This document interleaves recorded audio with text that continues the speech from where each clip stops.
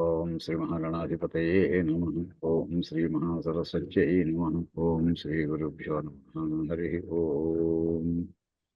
ఓం గణానాం త్వా గణపతిం హవామహే కవిం కవీనాముపమశ్రవస్తమం జ్యేష్ఠరాజం బ్రహ్మణాం బ్రహ్మణస్పద శృణ్వన్నోతిభిः సేదసాదనం. ఓం ప్రణో దేవీ సరస్వతీ వాజేభిర్వాజినీవతి ధీనామవిద్రియవతు.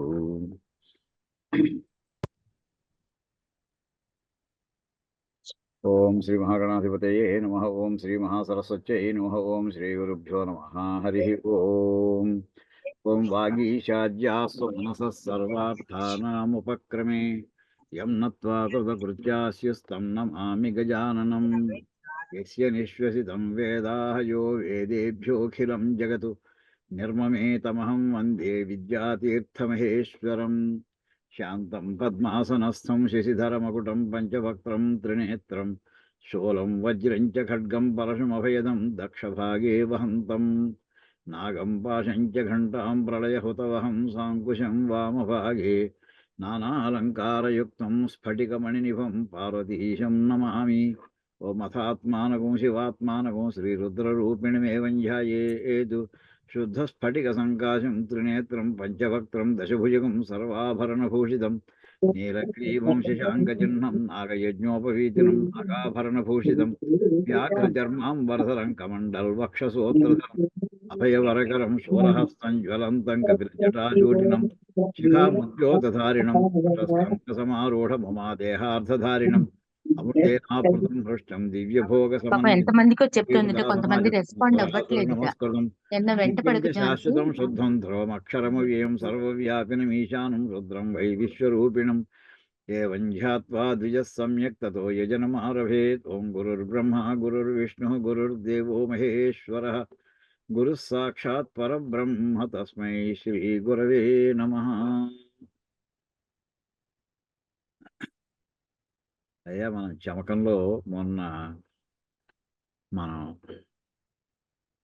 రెండో అనువాకంలోనే చాలాసేపు మనం స్పెండ్ చేస్తున్నాం. అందులోనే చివరి దాకా కనీసం కంప్లీట్ చేసుకుందామని భావంతో ఇప్పుడు ఆ టాపిక్కే తీసుకున్నామండి. జైశ్చంచమ ఆధిపత్యంచమే అనుకుంటూ మొన్న అందులో సూక్తంచమే సుకృతంచమే ఆ రెండు పదాలకి సూక్తం అనేపటి వెంటనే పరమేశ్వరుడు మనం అనుగ్రహించి వీటి అబ్బాయి అక్కడ ఋగ్వేద సమావేశాలు అవుతున్నాయి, బ్రహ్మాండమే అక్కడ ఏడు చూసిరా అని పంపించేశాడు. సో దానివల్ల ఏంటంటే సుకృతం, మహాపుణ్యం లభిస్తుంది, మనకి అపూర్వం లభిస్తుంది అని ఈ రెండు పదాలు కూడా దాంతో అన్వయం చేసుకోవచ్చండి. ఇంతవరకు మనకి కొంచెం వివరంగా చెప్పను, మిగతా నేను చెప్పుకోలేదని కాదు. ఇప్పుడు విత్తంచమే వేద్యంచమే. విత్తం అంటే మామూలుగా డబ్బుని అందరికీ తెలుసునండి, కానీ ఇక్కడ ఎలా చెప్తున్నారంటే ఇంతవరకు ఏం సంపాదించావు, ఇంకా ఏం సంపాదించాల్సి ఉంది, అదండి విత్తం అంటే పూర్వలబ్ధం. ఏం సంపాదించావు ఇప్పటివరకు ఒక్కసారి రివ్యూ చేసి నువ్వే చూసుకోబాయి అనే పరమేశ్వరుడు మనం అడుగుతున్నాడు అనుకోండి. వెనక్కి తిరిగి చూసి ఏం పెద్ద మనం కట్టినట్టు కొనుక్కున్నటువంటి బిల్డింగ్సా, అదా సంపద? లేదా ఇంకో కొనబోయేటటువంటి ఇంకా ల్యాండ్స్ అవి నా బిల్డింగ్సా? నువ్వు ఆలోచించుకోవాలి, ఆయన మనకు వదిలేస్తున్నాడండి. విత్తంచమే వేద్యంచమే. వేద్యం, విత్తం అంటే పూర్వలబ్ధం, ఇంతవరకు సంపాదించింది. వేద్యం ఇతఃపరం లబ్ధవ్యం ద్రవ్యజాతం, ఇంకా సంపాదించబోయేటటువంటి డబ్బు ఏమి సంపాదిద్దాం అనుకుంటున్నావు నువ్వు? దానికి నువ్వు టైం ఎంత అయిందో తెలిసినా ఇంతవరకు నువ్వు ఎంత టైంని స్పెండ్ చేసావు, ఇంకెంత టైం నీకు ఉందనుకుంటున్నావు నువ్వు? భూతంచమే భవిష్యచ్చమే. భూతం పూర్వసిద్ధం క్షేత్రాది. భూతం అంటే ఇక్కడ ఎలా చెప్పారంటే పూర్వం సంపాదించుకుంటే నీ భూములు. ఇందాకేమో ద్రవ్యం తీసుకోండి అంటే క్యాష్, ఇక్కడేమో భూములు, ఇలాంటి మొత్తాన్ని కూడా పాడి పంట ఇవన్నీ కూడా ఇందులో ఇక్కడ అలా భావం చేశారు. మామూలుగా మనం ఎలా చెప్పుకోవచ్చు అంటే అదనంగా భూతం, ఇంతవరకు నేను చేసిన సమయం ఎంత అయిందో తెలిసినా నీకు? భవిష్యచ్చమే. ఇక్కడ ఎలా చెప్తారు, ఇంకా సంపాదించబోయేటటువంటి ఇంకా ఎన్ని భూములు ఉన్నాయి నీకు, ఎలా అనుకుంటున్నావా? నీ ప్లాన్లు అవా? భవిష్యత్ సంపత్స్యమానం, సంపాదించబోయేటటువంటివి. కానీ ఇక్కడ అండి మనకి భూతము భవిష్యత్ అనే పదాలు వెంటనే మనకి ఏది స్ఫురిస్తాయండి? అందరికీ తెలుసును. విష్ణు సహస్రనామం ప్రారంభిస్తూనే మొట్టమొదటి వాక్యం తీసుకోండి. ఇక్కడ ఆయన ఎలా చేస్తున్నాడంటే మధ్యలో వర్తమాన కాలాన్ని చెప్పట్లేదు. ఈ క్షణంతగా గడిచిపోయింది, ఈ క్షణం నుంచి గడవబోతోంది. సో ఉన్నది 2 కాలాలకి లెక్కేసుకో. భూతము, భవిష్యత్తే. వర్తమానం పెద్ద లెక్కేయకు. వర్తమానం భూతంలోకి పడిపోతుంది మరుక్షణంలో, లేక భవిష్యత్తులోనైనా ఉండిపోతుంది ఇంకొక క్షణం ముందరైతే. అని చెప్పి ఆ రకమైనటువంటి టైం తీసుకుంటే, ఓం విశ్వం విష్ణుర్వషట్కారో భూత భవ్య భవత్ ప్రభుః వెంటనే ఆ వాక్యం స్ఫురణకొస్తుందండి. భూతం అంటే ఇంతవరకు జరిగిన కాలం. భవిష్యత్ అంటే జరగబోయేటటువంటి దీని మీద ఇంకా సంపాదించబోయే అంటే ఒక్కసారి మనం ఈ వయస్సులో "అబ్బాయి నువ్వు ఏం చేసావురా?" అని ఒక్కసారి మనలో ఆయన మనల్ని అడుగుతున్నాడు అనుకోండి కాసేపు. "ఏం సంపాదించావు? ఇంకా ఏం సంపాదిద్దాం అనుకుంటున్నావు? ఎంత టైం అయిపోయింది? ఇంకెంత టైం ఉందనుకుంటున్నావు?" ఇలా మనకి ప్రశ్నేస్తే రివిజన్ మనమే చేసుకోమని పేపర్ మనకి ఆన్సర్ పేపర్ మనకే ఇచ్చేసి, "నువ్వు మార్కులు ఏసుకోమన్నాడు" అనుకోండి. ఎలా ఉంటుందో చూడండి. ఎన్ని వస్తాయి? అయితే ఇది కరెక్ట్ ఆన్సర్ ఆయన చెప్పాడనుకోండి. మనకి ఎన్ని మార్కులొస్తాయి మీ అంతట మీరే ఆలోచించుకోండి అన్నట్టుగా భావన వస్తోందండి. ఇక్కడ వెంటనే మనం ఈ మాట వచ్చిన వెంటనే వదిలిపెట్టకూడదండి. అసలు విష్ణు సహస్రనామంలో ఈ భూతము, భవిష్యత్తు అనే పదానికి ఏం భాష్యం చేశారక్కడ శంకరులు? అది చూద్దామండి.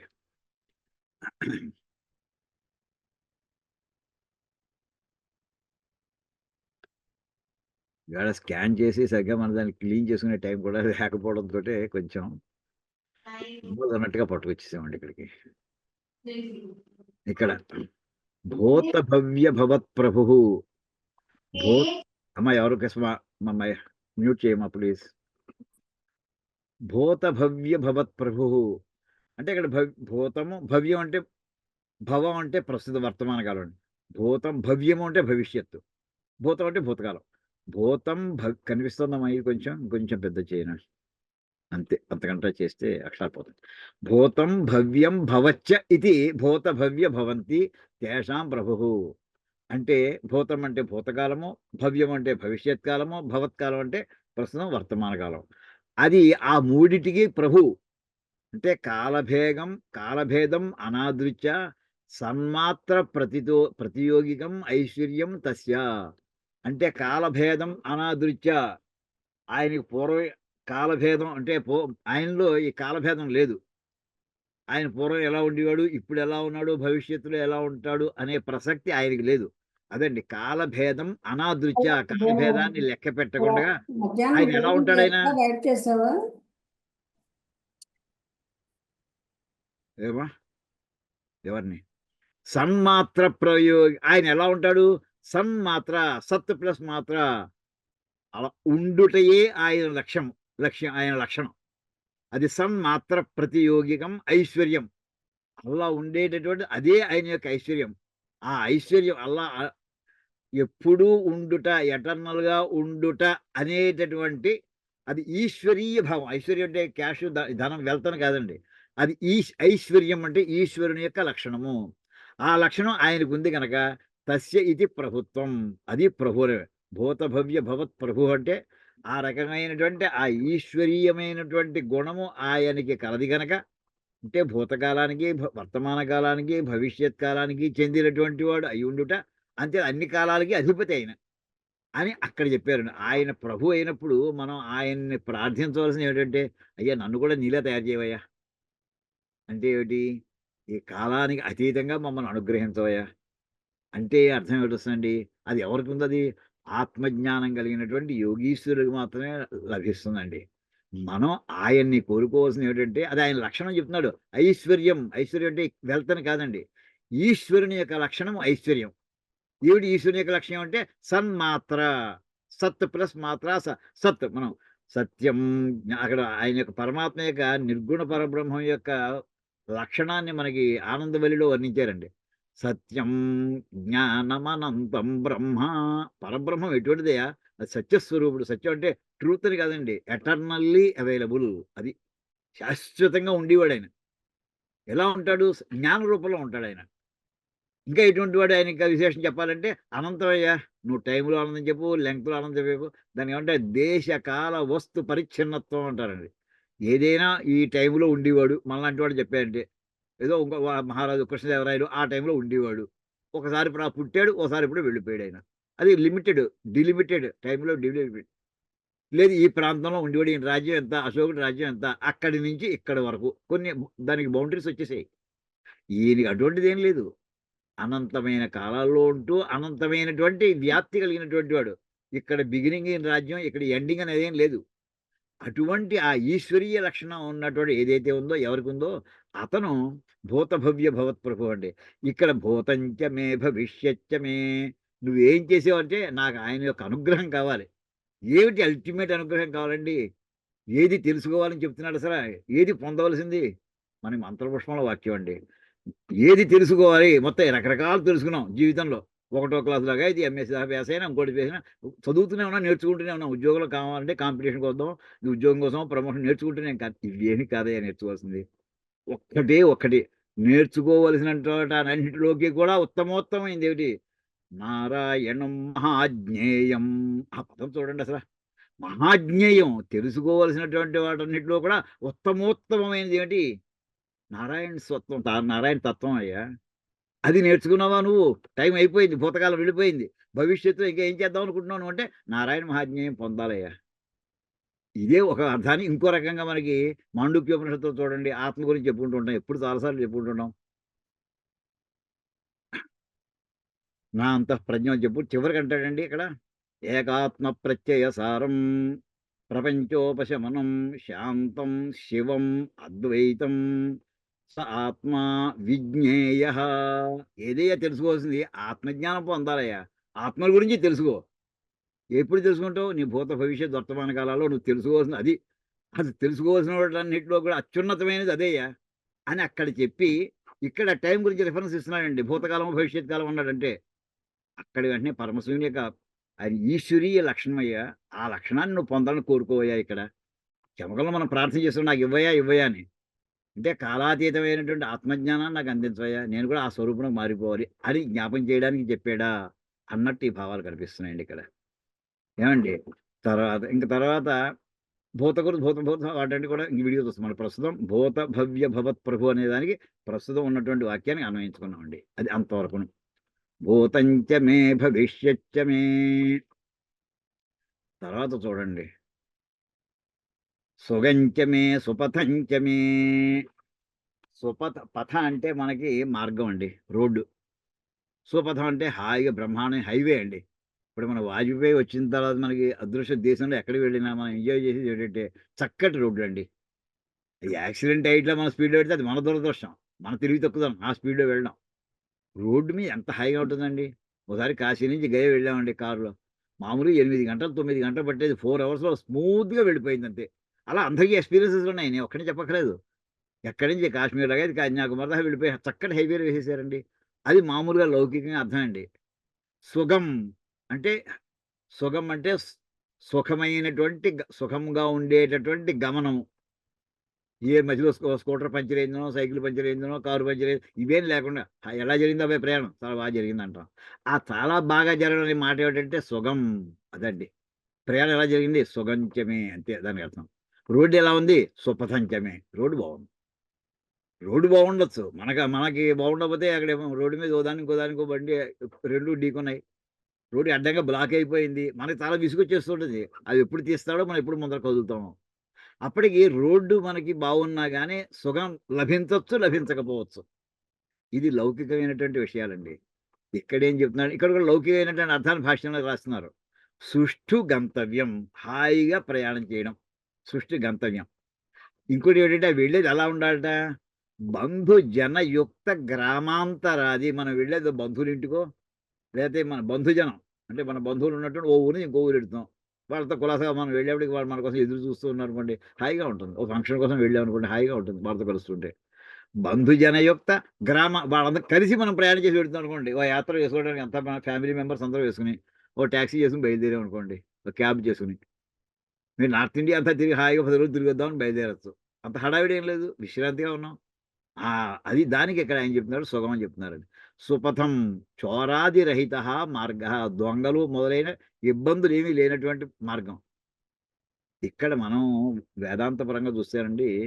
ఇప్పుడు మహానుభావులు శివానందమూర్తి గారు వేసినటువంటి ఆ జర్నల్ పేరు సుపథ అండి. సుపథ వారి జర్నల్ పేరు.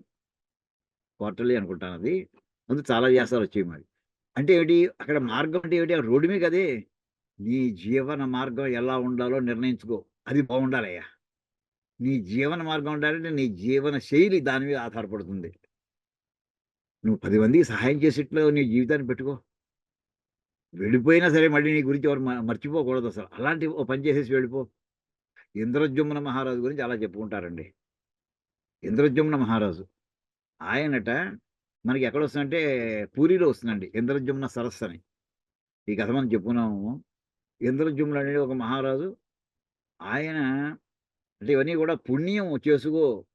ఇందాక మనకి ధర్మ సుకృతం ఉంది కదండీ! ఆ సుకృతం యొక్క ఎఫెక్ట్ దానికి ఈ కథ చెప్పుకోవచ్చు. ఆయన ఎన్ని వేల ఆవులని గోదానం చేసాడో తెలీదండి. ఆ దానం చేద్దామని తెచ్చినటువంటి ఆ గోవుల గిట్టల యొక్క రాపిడితోటి భూమిలో గోతులు ఏర్పడి వర్షాకాలంలో నీళ్లు అందులో చేరి పెద్ద సరస్సు అయిపోయిందిటండి. దాని పేరు ఇంద్రద్యుమ్న సరస్సు పూరిలో ఉంటుందండి. అందులో ఇంకా జలచరాలు చేరతాయి. ఈ ఇంద్రద్యుమ్న మహారాజు తన కాలం అయిపోయిన తర్వాత స్వర్గలోకానికి వెళ్ళిపోయాడు. వెళ్ళిపోయిన తర్వాత అక్కడ వాళ్ళన్నారు చాలా కాలం సుఖంగా ఉన్నాడు స్వర్గలోకంలో.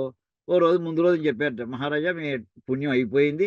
మిమ్మల్ని ఇంటికి పంపించేస్తామండి. భూలోకానికి పంపించేస్తాం" అన్నట్ట. మామూలుగా అయితే తలకిందులో తోసి పంపించేస్తారు. మర్యాదగా చెప్పారు ఈయనకి. చెబితే ఆయన అంటే పుణ్యం అయిపోవడం అంటే ఏంటంటే మిమ్మల్ని భూలోకంలో ఒక్కడు కూడా జ్ఞాపకం ఉంచుకోలేదండి. మీరు చేసిన పుణ్యం ఎన్నాళ్ళు ఉంటుందో అన్నాళ్ళు ఎన్నాళ్ళు ఎవరు జ్ఞాపకం ఉంచుకుంటారో అన్నాళ్ళు మీ పుణ్యం ఉన్నట్టు లెక్క. మీరు కొన్ని వేల సంవత్సరాల క్రితం మీరు స్వర్గలోకానికి వచ్చేసారు. అక్కడ కొన్ని వేల తరాలు వెళ్ళిపోయాయి. మీ కీర్తి, ప్రతిష్ట, మీ దానం యొక్క ఫలం అంతా అయిపోయింది. లేదయ్యా ఇంకా కొంతమంది ఉండొచ్చయ్యా. ఒకసారి వెరిఫై చేసుకోవడానికి అవకాశం ఇస్తారా అని అడిగాడు. దానికే మేము రెడీగా ఉన్నామండి. మాకు బలవంతంగా తోసేయాలి మాకే నియమేం లేదు. ఒక్కడు చెప్పినా సరే, ఒక్కడు చెప్పినా సరే మీ మీ మీ కీర్తి గురించి, మీ ప్రతిష్ట గురించి, మీరు చేసిన మహాకార్యాల గురించి మీకు డెఫినిట్‌గా ఇక్కడ మీకు స్థలం దొరుకుతుందన్నట్టు. సరే ఆయన భూలోకానికి దేవదూతలు పెట్టుకొని వచ్చాడండి. తన ఊరి దగ్గరికి వచ్చాడు. ఎవ్వడు తనకు తెలిసినోడు ఒక్కడు కనిపించలేదండి. అడగ్గా ఎవరో చెప్పారట, ఇక్కడ ఒక చివరికి అలా చాలామంది అయ్యా నేను ఎవరినో అడిగారు. నేను ఆ మహారాజుని నేను చూడలేదండి. వినలేదు కూడాను. కానీ చాలా ప్రాచీన కాలం అంటున్నారు కనుక ఇక్కడెక్కడో ఆఖరి 2 ఐటెమ్స్ చెప్తానండి. ఓ గుడ్లగూబ ఉండాలి. ఆ గుడ్లగూబకి ఏమైనా తెలుస్తుందేమో అడగండి అని అన్నట్టండి ఒక వ్యక్తి. సరే ఆ గుడ్లగూబ ఎక్కడుందో దాన్ని వెతుక్కుంటూ వెళ్ళారటండి. వెడితే దాన్ని అడిగారట, "ఏమమ్మా ఎప్పుడైనా ఇంద్రద్యుమ్న మహారాజు పేరు విన్నావా" అని. నేను వినలేదండి. అలా కదా నేను పుట్టలేదని చెప్పలేను, పుట్టాడు అని చెప్పలేను. నాకు తెలియనప్పుడు ఎలా చెప్తాను? నాకంటే ముందర ఎప్పుడో కొన్ని వేల సంవత్సరాలు, లక్షల సంవత్సరాల క్రితం పుట్టి ఉంటే నేను ఎలా చెప్పగలుగుతాను? అంచేత మీరు ఒక పని చేయండి. నాకంటే ఇంకా ముందర పుట్టినటువంటి వాడు ఇంకా ఒక ఆయన ఇక్కడే ఉన్నాడు. ఆయన ఇక్కడో చెరువు ఉంది. ఆ చెరువులో తాబేలుంది. చాలా కొన్ని వేల సంవత్సరాల నుంచి అక్కడ ఉందని చెప్తూ ఉంటారు. ఆ తాబేలు అక్కడే ఉండడం నేను చూసాను. నేను పుట్టేప్పటికి నాకు చిన్న తెలివి వచ్చేప్పటికి అప్పుడే ఆ చెరువులో దాన్ని చూసాను నేను.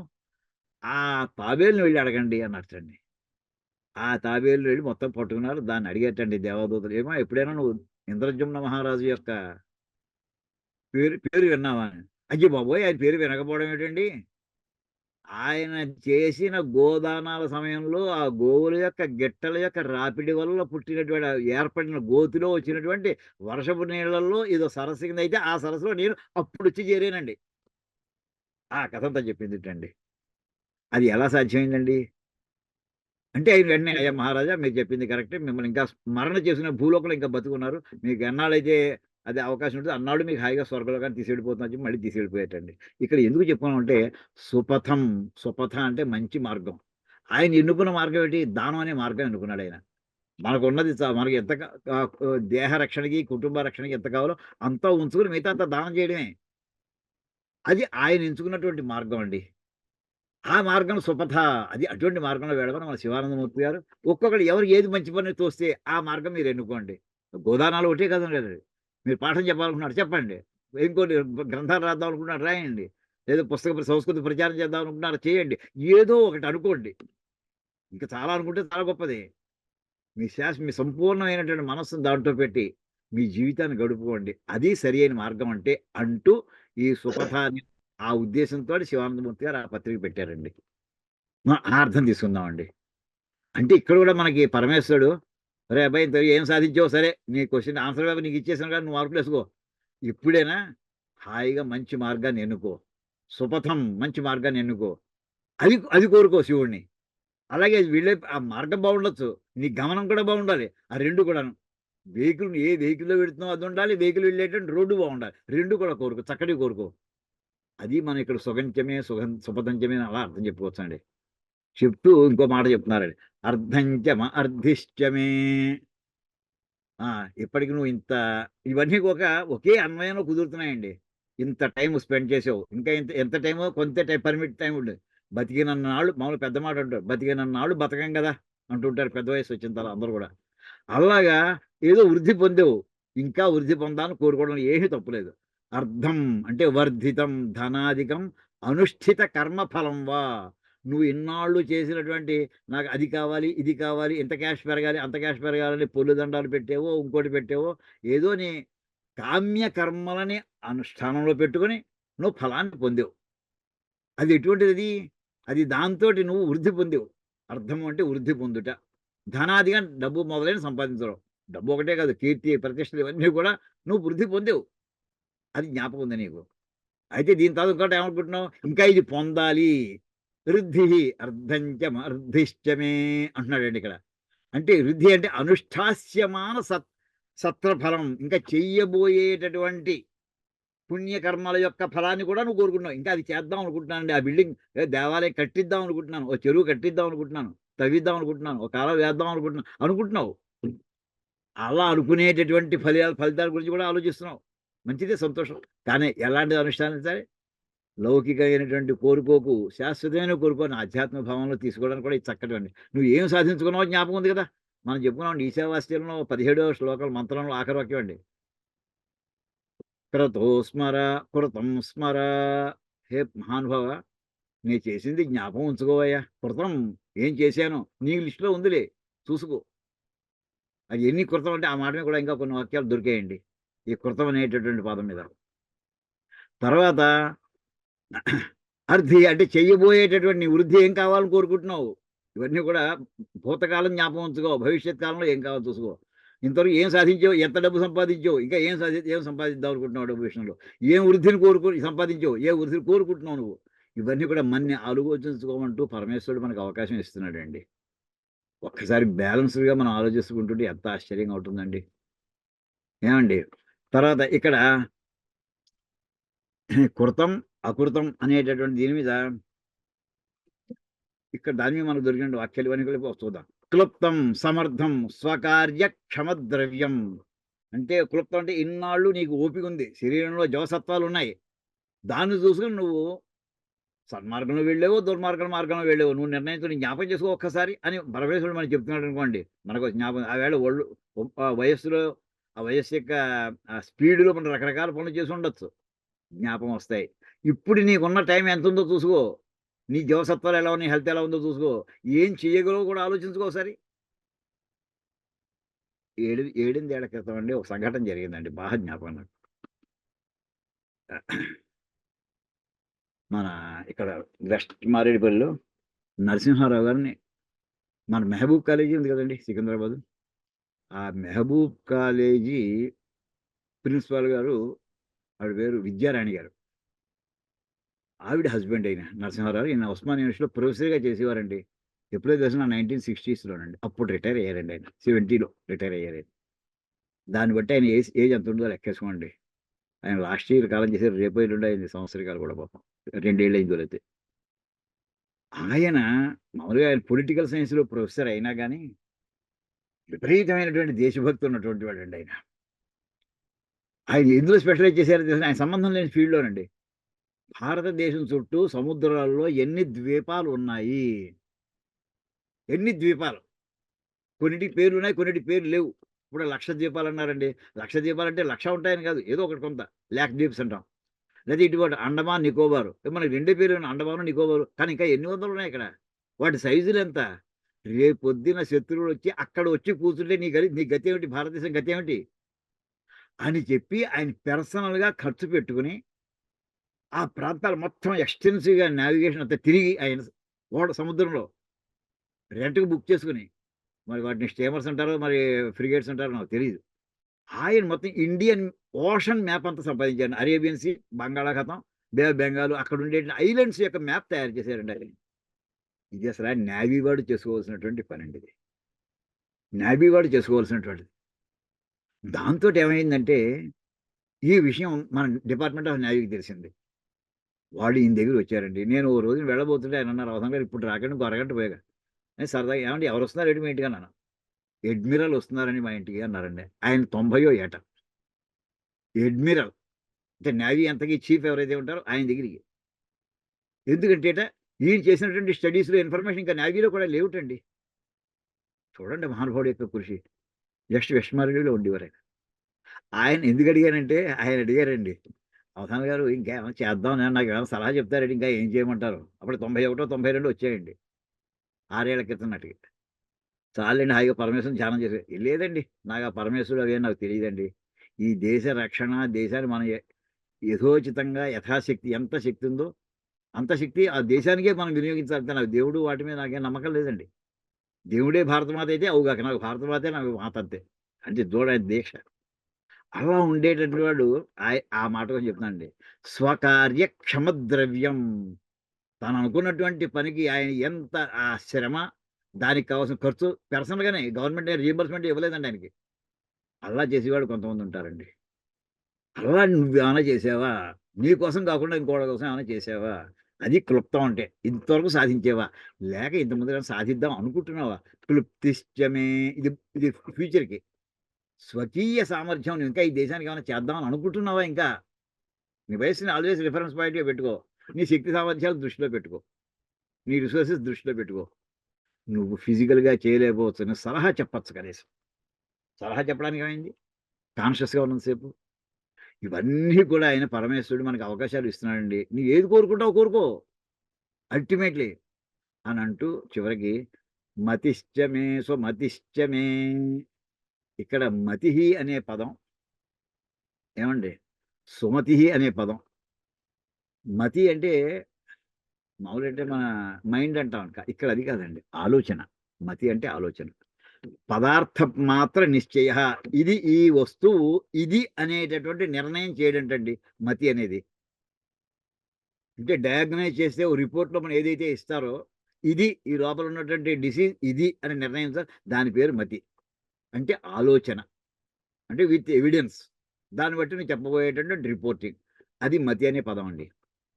మరి సుమతి అనే మాట దుర్ఘట రాజకార్యాది నిశ్చయ.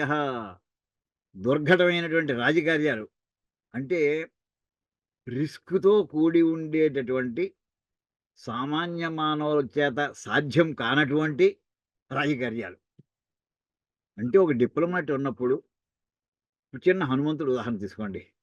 ఏవండీ సీతాదేవిని వెతకడం ఎటువంటిదండి ఇది? దుర్ఘటం కదండీ అది. అనంతమైనటువంటి వానర సైన్యంలో సముద్రాన్ని ఎవరు దాటుతారయ్యా అని ప్రశ్నిస్తే ఎవరు సమాధానం చెప్పలేదు. అక్కడ ఉందని ఒకాయన చెప్పేసాడు. సంపాతి చెప్పేసాడు. అది ఎటువంటిదండి అసల? అసంభవం అసలది. ఆ హనుమంతుడి ముందర లేవలేదు. అక్కడ మళ్ళీ జాంబవంతుడు వచ్చి హనుమాన్ ఈ శక్తి ఇది కాదయ్యా, అదయ్యా అంటూ చెప్పి మళ్ళీ పాత కథలన్నీ చెప్పాడు. అప్పటికి ఆయన యొక్క బలం ఏమిటో ఆయనకి స్మృతికి వచ్చింది. బలం లేకపోలేదు. బలం మర్చిపోయాడు ఆయన శాపవశాత్తు. ఇప్పుడు అక్కడ చెప్తున్నా అది వెళ్ళిన తర్వాత ఇంకా దుర్ఘటమైనటువంటిది. అది దాటాడండి. ఎన్ని అవాంతరాలు మధ్యలో. ఎన్ని అవాంతరాలు. ఆ నాగమాత మింగేసిందా? తర్వాత ఇంకా శివుడికి చెప్పక్కర్లేదా? అది ఛాయను పట్టుకుని హనుమంతుడిని కట్టి పడేసింది. కాళ్ళు చేతులు కట్టేసింది అది కదలకుండాను. షాడోని పట్టుకుని. వాటిని దాటి వెళ్ళడం అది సమయస్ఫూర్తి ఉండాలసల. యాహ్! నేను ఇంటికి వెళ్లి ఆలోచిస్తాను. రెండోవాడు ఎవడు లేడు పక్కన ఆయన మాట్లాడడానికి. రెండోది చివరికి అక్కడ వెళ్ళిన తర్వాత రావణాసురుడిని ఎలా రప్పించాలి? రావణాసురుడితో మాట్లాడాలి. ఎలా మాట్లాడాలసల? వాడొస్తాడా? మన ఇవాళ రాష్ట్రపతి ఏమయ్య మా ఇంటికి రండి అంటే వస్తాడా వాడు ఎవరన్నా? లేదా నన్ను మీ ఇంట్లో రమ్మంటే రానిస్తారా మనని? విసిరి అవతల పడేస్తారు. అటువంటి విషయాల్లో నీ బుద్ధి ఎంత సునిశితంగా ఉండాలి, పాజిటివ్‌గా ఉండాలి. అది సద్యఫలాన్ని అప్పటికప్పుడు ఫలితాన్ని సాధించేట్లా ఉండాలి. అది సుమతి అండి. ఇయి ఇక్కడ ఇచ్చినటువంటి పదాలండి. కానీ మనకి మతి అనేటటువంటి పదానికండి వేదాంత పరంగా ఇంకో రకంగా కూడా అర్థాలు తీస్తాయి. ఎలా ఎలా వస్తాయి కొన్ని కొన్ని వాక్యాలు దొరికాయండి. ఎక్కడో చదివాము, మతించకార అనేటటువంటి ఒక పదం లభించిందండి. మతించకార, మతి అనే పదం ఉంది కదా, ఎక్కడదా అనుకుంటూ గూగుల్లో టక్కున వచ్చిందండి. మతి ఆలోచన చేశాను, ఇదండి. భావించెను, మతించకార అంటే భావించెను, అనుకున్నాడు, అది అర్థం. సింపుల్గా చెప్పాలంటే మతించకార అంటే అనుకున్నాడు. ఆ కథకు సంబంధించిన చిన్న విషయం స్టోరీ నేను మనం స్కాన్ చేశాను అనుకుంటున్నాను, చూస్తానండి. అది ఉంటే మన అదృష్టం ఇప్పటికి. ఇక్కడ దొరికింది మతించకార. కనిపిస్తోందమ్మా సత్య? కనిపిస్తోందండి. ఓకే. స ఏవం వర్తమానోజ్ఞో మృత్యుకాల ఉపస్థితే మతించకార తనయే బాలే నారాయణాహ్వయే. ఇది శ్రీమద్ భాగవతంలో 6వ స్కంధంలో, అందులో ఇక్కడ వస్తుందండి, ఫలానా శ్లోకం దగ్గర వస్తుందండి. అన్నో అధ్యాయంలో 27వ శ్లోకం అండి. ఇది ఏమిటంటే వెంటనే మతించకారే, వెంటనే ఈ కథ అజామీళ ఉపాఖ్యానం అండి. మనకి కృష్ణ శతకంలో పద్యం వస్తుంది. క్రూరాత్ముడజామీళుడు నారాయణ అనుస తన ఆత్మన్ అందను పిలువన్ ఏ రీతి నేలుకొంటివి ఏరీ నీ సాటి వేల్పులెందును కృష్ణ అని 5వ పద్యం వస్తుందండి మనకి కృష్ణ శతకంలో. వాడు అజామీళుడు అనేటటువంటి ఒక చక్కటి పండిత వంశంలో పుట్టాడు. వాడు అన్ని చదువుకున్నాడు. వాడు వివాహమైంది. వాడి తర్వాత ఇంతట్లో దురదృష్టవశాత్తు ఇంకో దుర్మార్గాల్లో పడ్డాడు. వాడు ఏమంటే అన్యకాంతని వివాహం చేసుకున్నాడు. వివాహం లేదు, ఏం లేదు, ఉంచుకున్నాడు అంతే. ఏమంటే దానికి సంతానం కలిగారు 10 మంది. అందులో ఆఖరి వాడి పేరు నారాయణ అని పేరు పెట్టేట. భ్రష్టుడు, పరమభ్రష్టుడు అయిపోయాడు. మొత్తం అన్ని రకాల తాగడాలు అన్ని రకాలు వచ్చేసాయి వాడికి భ్రష్టత్వంలో. భ్రష్టస్య కావాగది అని, ఇంక భ్రష్టుడు ఇంకేం మిగిలింది అని అడిగేటండి ఒక ఆయన. అలాగా అన్ని రకాలు వచ్చాయి. ఇంతట్లో యమదూతలు వచ్చారు. వచ్చేవాడు వీడికి అర్థమైంది, వీడు లాక్కుపోతా ఉంటుంటే ఇంతట్లో వాడి శరీరంలో జవసత్వాలన్నీ జారిపోయాయి, ఉడిగిపోయాయి, మృత్యుకాలం ఆసన్నమైంది. ఆ సమయంలో గమ్ముని యమదూతలు వచ్చేవాడికి ఆఖరు కుర్రాడిని పిలుస్తున్నట్టండి. వాడి పేరు నారాయణ అని పెట్టుకున్నాడు. ఎందుకు పెట్టుకున్నాడు? స ఏవం శ్లోకం చూడండి. స ఏవం వర్తమాన, ఈ రకంగా దుర్మార్గపు అన్ని రకాల మన వ్యసనాల్లోనూ కూడా ప్రవర్తిస్తున్నటువంటి అజ్ఞాని అయినటువంటి, అంటే జ్ఞానాన్ని వదిలేసినటువంటి వాడు, జ్ఞానం లేనటువంటి వాడు. మృత్యుకాల ఉపస్థితే, అంటే మృత్యుకాలే ఉపస్థితే, మరణకాలం సమీపించి ఎదురుకుండా వచ్చేసింది. ఇంకా అంటే మనకి యమదూతలు ఎదురుకుండా సిద్ధమయ్యారు. అప్పుడు వెంటనే ఏం చేయండి, మతించకార తనయే బాలే నారాయణాఫే, తన కుమారుడైనటువంటి కుర్రవాడైనటువంటి నారాయణ అనే పేరు కలిగినటువంటి ఆ కుర్రాడి గురించి ఒక్కసారి మతించకార ఆలోచించేటండి. నారాయణ అని పిలిచేట అన్నాడు. ప్రాణం వదిలేసాడండి. అయిపోయింది. ఆ కుర్రాడు వచ్చేలోపున ప్రాణం వదిలేసాడు వీడు. ఇప్పుడు వెంటనే యమదూతల పని అయిపోయింది, వీడు తీసుకెళ్ళిపోవడం వచ్చాడు. ఇంతలో విష్ణుదూతలు దిగొచ్చారటండి. ఈ కథ అందరికీ తెలుసుంది, తెలియదని కాదు. మతించకార అంటే, మతి అంటే మనం ఏ రకమైనటువంటి ఆలోచన మనం చేస్తూ ఉండాలి, ఆ సందర్భం చెప్పడం కోసం అండి. అసలు మామూలుగా అయితే అహోరాత్రాలు కూడా నారాయణ నామస్మరణ చేసుకోవాలి. ఆ నారాయణ నామస్మరణానికి హద్దులు లేవు, దాని ఫలం, అది ఇచ్చే ఫలానికి. మనకి స్నాన సంకల్పం మొన్న మనం చెప్పుకుంటూ కూడానండి.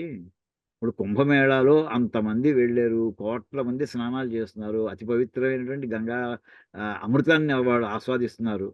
మనం వెళ్ళలేకపోయిన బాధ ఉన్నప్పుడు మనం చెప్పుకున్నామండి, సకురున్ నారాయణే త్యుక్త్వా పుమాన్ కల్ప శతత్రయం గంగాది సర్వతీర్థేభ్య స్నాతో భవతి పుత్రగా. ఒక్కసారి స్నానం చేస్తూ ఓ మగ్గుడు నీళ్ళు ఎత్తి ఒక నారాయణ అనుకుంటే చాటండి. సకృత్ అంటే జీవితంలో జన్మలో ఒకసారి, జన్మకు ఒక్కసారైనా సరే, రోజు కాదు అలా అని చెప్తున్న పర్మిషన్ ఇస్తుంది. సకృత్ అంటే జన్మకు ఒక్కసారండి. జన్మకు శివరాత్రి అంటుంటారు సరే, అలా జన్మకు ఒక్కసారైనా సరే అలా నారాయణ అంటూ, సకృత్ నారాయణ ఇది ఉక్తవా అని అంటూ ఎవరైతే స్నానం చేస్తాడో వాడికి ఎంత బలం అవుతుందా?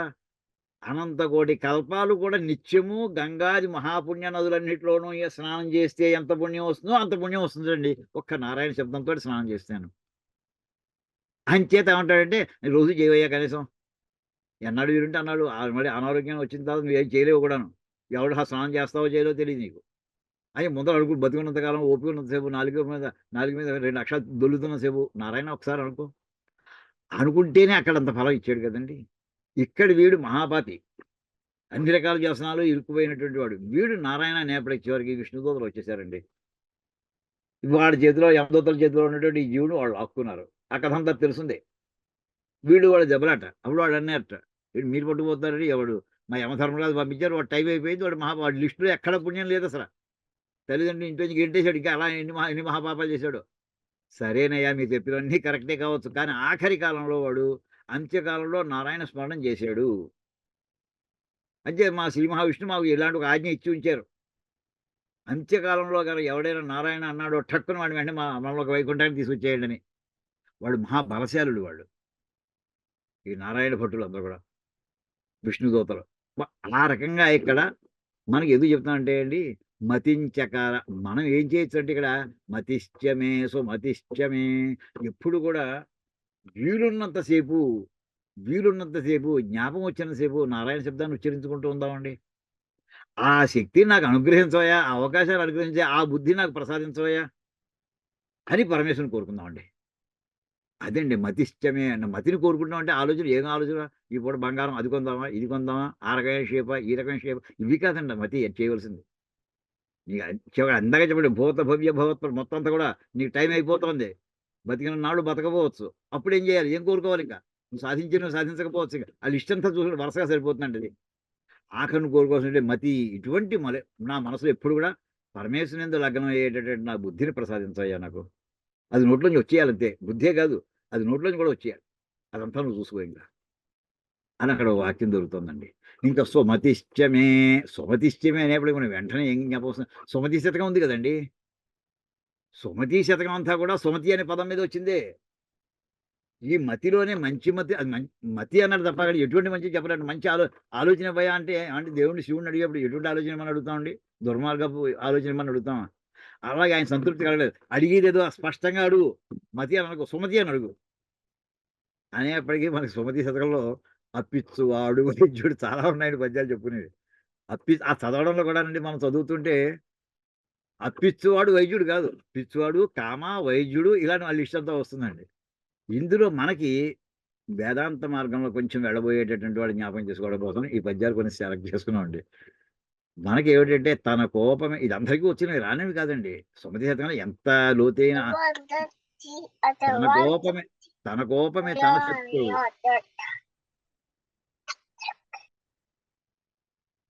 తన కోపమే తన శత్రువు, తన శాంతమే తనకు రక్ష, దయ చుట్టంబవు, తన సంతోషమే స్వర్గము, తన దుఃఖమే నరకమంటూ తథ్యము సుమతి. తథ్యము ఖచ్చితంగా చెప్తున్నాను, జాగ్రత్తగా ఉండు తెలివైన వాడా. సుమతి అంటే ఇక్కడ తెలివైన వాడా. తెలివైన వాడు అంటే ఏంటండి?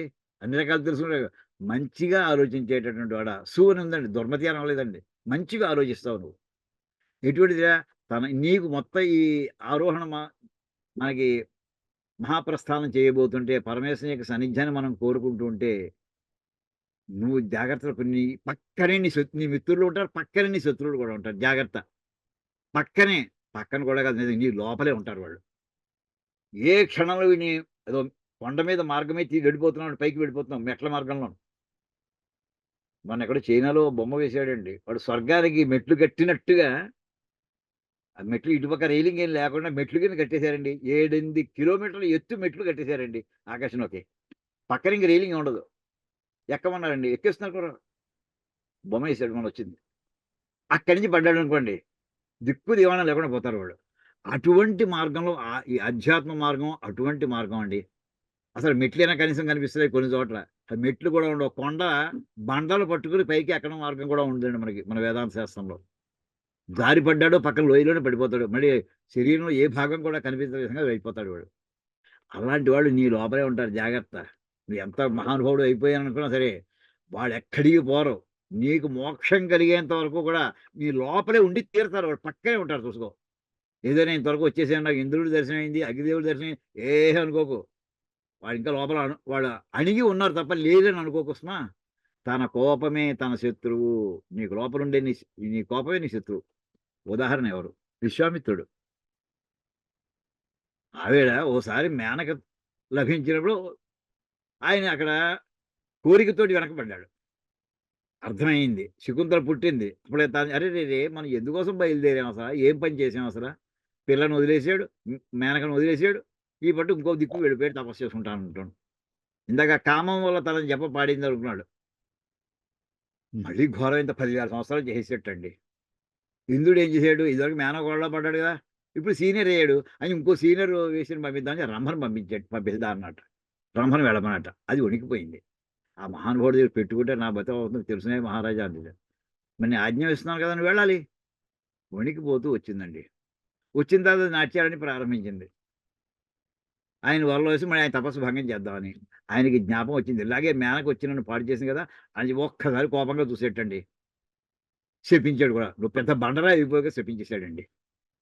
కోపం ఏంటి? తను చేసుకునే తపస్సుకి అడ్డం వస్తోందని చిన్న విషయం మీద. అది బండ అయిపోయింది కరెక్టే. ఈ తపస్సు వ్యర్థం అయిపోయిందండి. ఇప్పుడు ఈయనకి శత్రువు ఎవరు? తన కోపమే తన శత్రువు అక్కడ.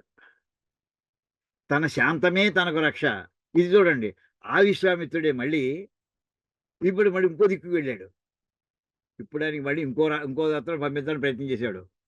ఏం చేసినా సరే ఇంకా ఆయన అంటున్నాడు, నాకు శత్రువులు బయట లేరు, నాకు లోపలే ఉన్నారు అనుకునే పట్టు బ్రహ్మదేవుడు వచ్చి నువ్వు బ్రహ్మర్షి అని కూడా ఆశీర్వదించాడండి. లేవలేదండి ఇతను. నువ్వు కాదయ్యా అనవలసింది, నాకు వశిష్ఠుడు వచ్చి చెప్పాలయ్యా. అప్పుడు ఎలా ఉన్నాడైనా మనోగతం ఎలా ఉంది? ఆయన మనస్థితి శాంతంగా ఉన్నాడండి. ఏమి ఎక్కడ పెర్టర్బేషన్ కానీ వైబ్రేషన్ కానీ ఏమీ లేకుండా కూర్చున్నాడండి.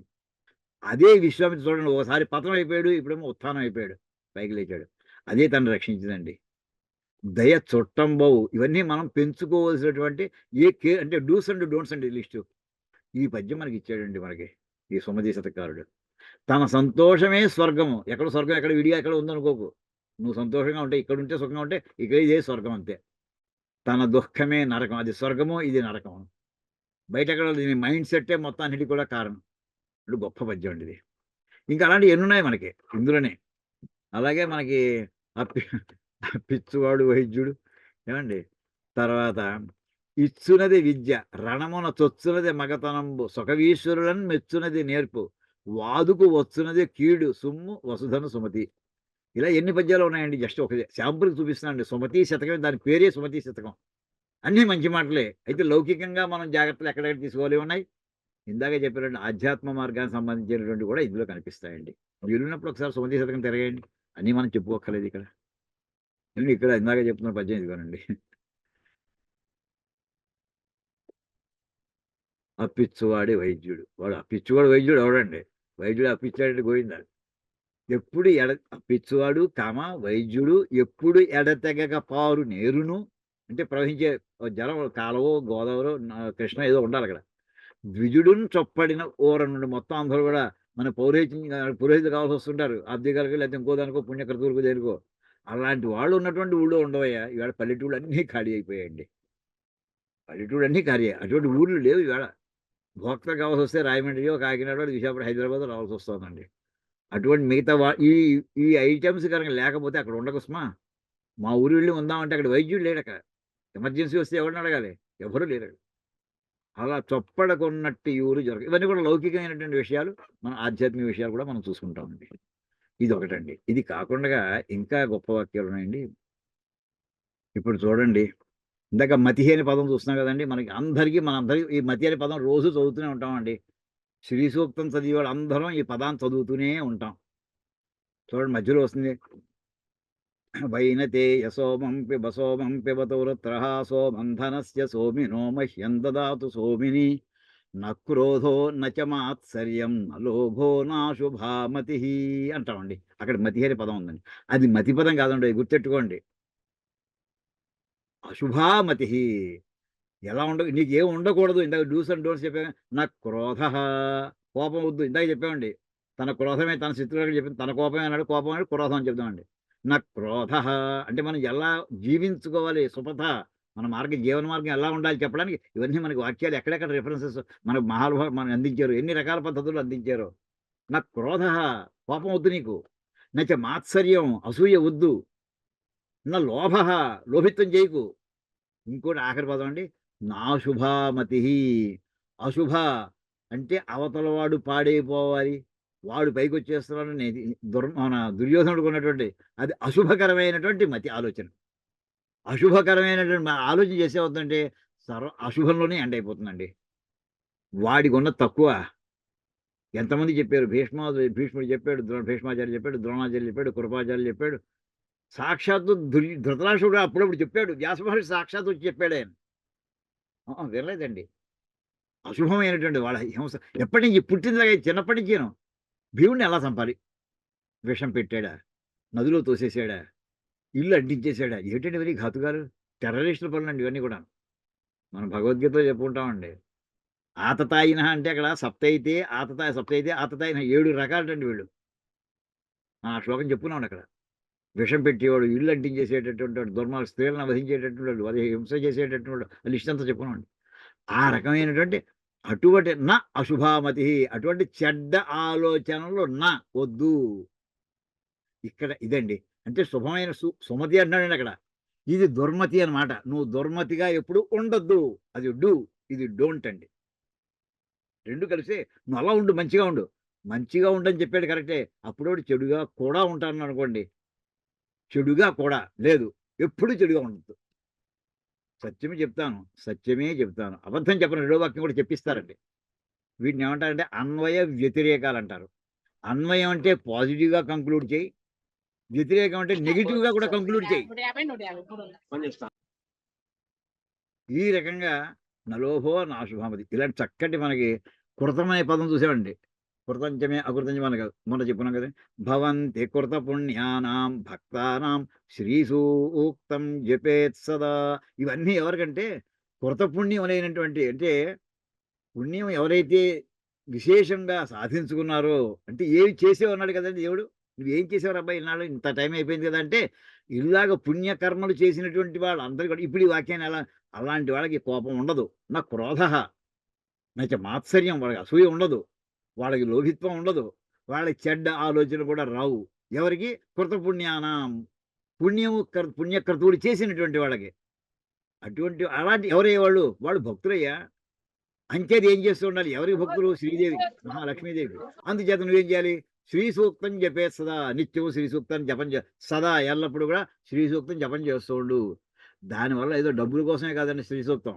ఇక్కడ చెప్తున్న వాక్యం ఏంటంటే ఇదే నీ ఐశ్వర్యం అంటే. కోపం రాకపోవడం నీ ఐశ్వర్యం, అసూయ లేకపోవడం ఐశ్వర్యం, లోభత్వం లేకపోవడం ఐశ్వర్యం, చెడ్డ ఆలోచన లేకుండా ఉండడం ఐశ్వర్యం అయ్యా.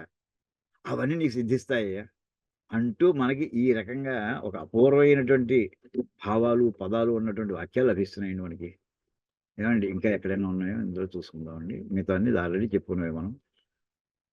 ఈ రకంగా మనం ఇప్పటికీ రెండో అనువాకాన్ని ఈ వేళకి ఇక్కడ మనం పూర్తి చేసినట్టుగా భావించుకుందాం. మళ్ళీ ఎప్పుడైనా వెనకాల వాక్యాల్లో పదాలు ఎక్కడైనా మనకు లభిస్తే మళ్ళీ చెప్పుకుందామండి. ఇక్కడ ఇది ఆపుకుందామండి.